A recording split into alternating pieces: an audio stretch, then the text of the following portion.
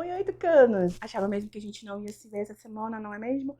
Mas cá estamos nós para mais um vídeo da série Acampando com o Criador. Deixa seu gostei no vídeo, compartilha ele com todos os seus amigos e não esquece, para ser um tucano original você precisa se inscrever no canal. As crenças e as incertezas e as dúvidas sobre a morte permeiam todas as culturas, línguas, povos e crenças, e acaba que cada uma acredita à sua maneira. As diferenças acerca da morte em sociedades diversas, seja em civilizações antigas ou em sociedades atuais, está ligada a heranças culturais que, por sua vez, estão diretamente relacionadas à fé que essa sociedade e civilização professam. Os povos mesopotâmicos, por exemplo, costumavam enterrar os seus mortos com todos os seus pertences e com as suas marcas de identidade, pessoal e familiar, além de enterrá-los com suas comidas favoritas para garantir uma travessia pela morte sem escassez e sem dificuldade nenhuma. Ao contrário deles, a sociedade hindu incinerava os corpos dos mortos para se libertarem da identidade que adquiriram nessa vida e para limparem do pecado e apagarem a sua memória. Dessa forma, eles dissolviam a identidade dessa pessoa. Era um start para um novo começo, algo mais ou menos assim. A sociedade africana apresenta uma particularidade pouco vista no mundo ocidental. Suas religiões e cultos são muito integrados à natureza e, por isso, a pedagogia da morte é permanente presente desde a infância. A morte é, assim, aceita naturalmente, porque há integração com a natureza. É o fechamento necessário de um circuito vital. Eles acreditam que morrer é voltar à sua natureza de origem. A morte, em diferentes culturas, tem significados interessantes que contribuem para que encaremos a perda de diversas formas. Mas, na verdade, ninguém foi feito para morrer. Nem planta, nem animais e nem os seres humanos. Alguns biólogos estão pesquisando o potencial de imortalidade encontrado em uma água viva. Sério. A Turritopsis nutricola é um ser marinho extremamente curioso.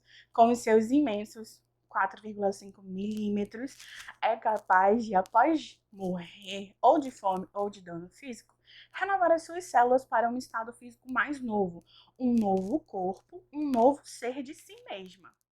As evidências das crenças diversas acerca da morte e da procura de sua explicação, seja para sermos tranquilizados emocionalmente ou espiritualmente, deixa claro que o sentido da morte não é natural. Na verdade, é antinatural e não foi designado a nós compreendê-lo pelo simples fato de não era para ser assim. Mas calma, calma aí. Nós não precisamos nos desesperar. Quer saber o que ocorre após a morte? E entender um pouco mais sobre este fato inevitável, mas circunstancial, em nossa existência e quais as promessas e verdade podemos de fato acreditar? Então solta a vinheta do canal, pegue a sua Bíblia e vamos juntos desvendar os mistérios atrás da morte.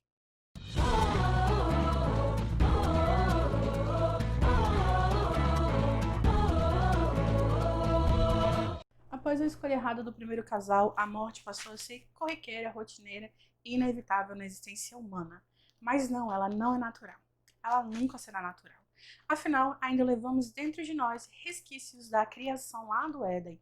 E a morte, definitivamente, não foi com o propósito de morrer que nós fomos criados. Depois de muito viver e ter diversas experiências, Salomão, em Eclesiastes 3, verso 19, nos deixou bem claro que, definitivamente, a morte é algo pelo qual, inevitavelmente, nós iremos passar.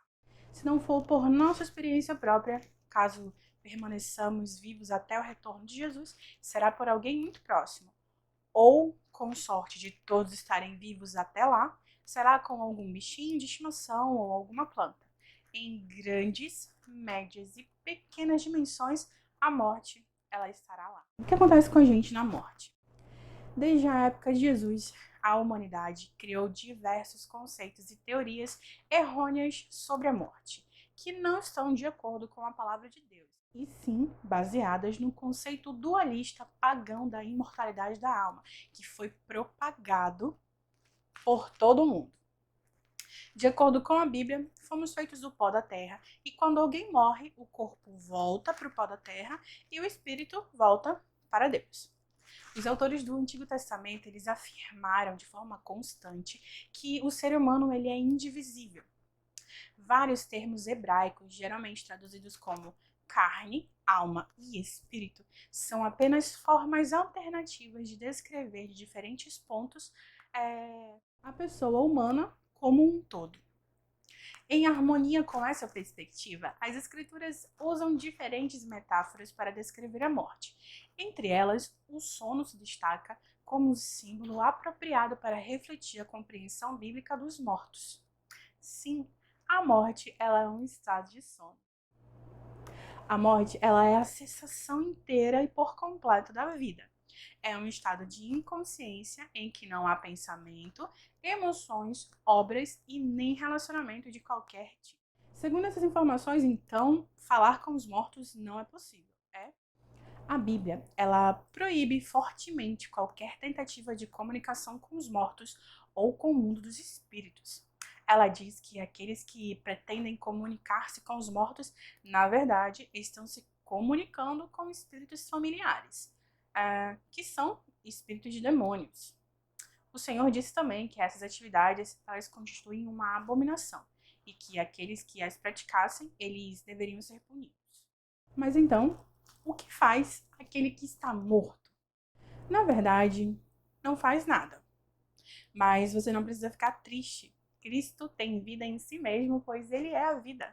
Ele criou tudo e tem o poder de dar vida a quem ele quer. Assim, ele pode ressuscitar os mortos. E como acontece a ressurreição? De acordo com a Bíblia, a ressurreição é a reversão da morte.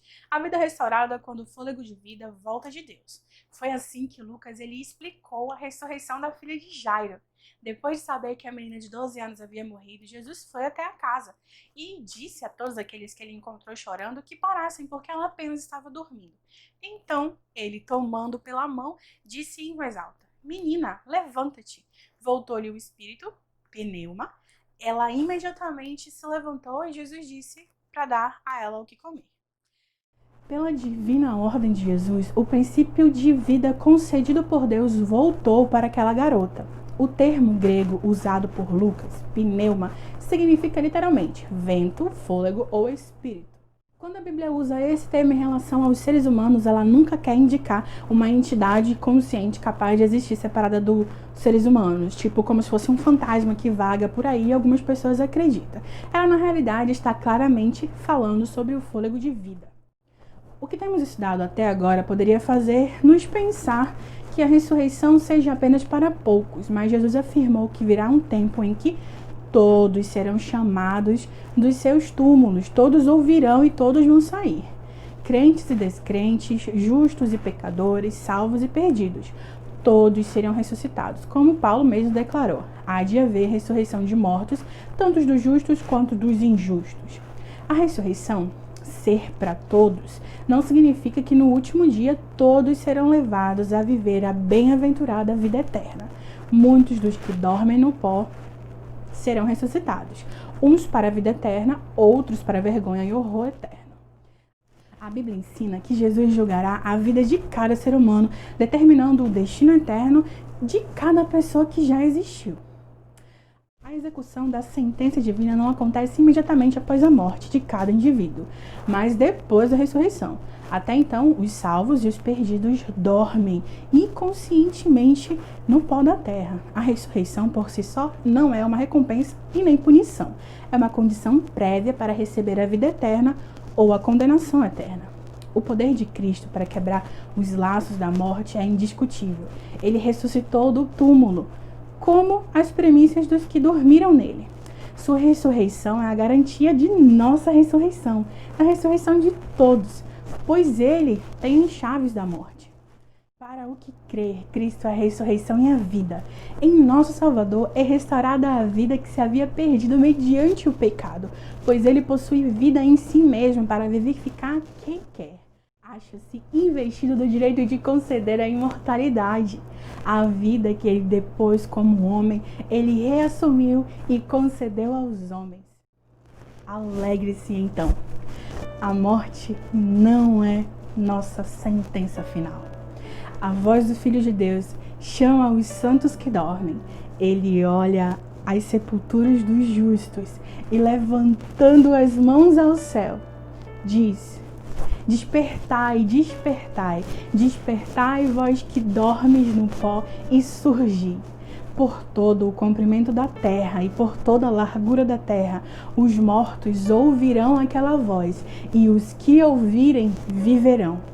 Do cárcere da morte, eles vêm, revestidos de glória imortal, clamando: onde está, ó morte, a tua vitória? Onde está, ó morte, o teu aguilhão? E os vivos justos e os santos ressuscitados unem-se às suas vozes em prolongada e jubilosa aclamação de vitória final. Ele voltará logo. E se você, assim como eu, perdeu alguém que você amava muito, se prepare. Jesus vai ressuscitar logo todos eles, e nada, nem a morte, poderá de novo nos separar das pessoas que nós amamos, porque Jesus prometeu que a morte não vai mais existir. Se você está certo dessa promessa e está certo de que quer viver eternamente, repete junto comigo. Entendi que não há vida após a morte, mas que haverá uma ressurreição do corpo. Desejo estar preparado a cada dia me encontrar com meu Senhor, pois eu sei que em breve Ele voltará. Até mais, tucanos. Nós nos vemos em breve. Nos vemos no próximo vídeo. Maranata!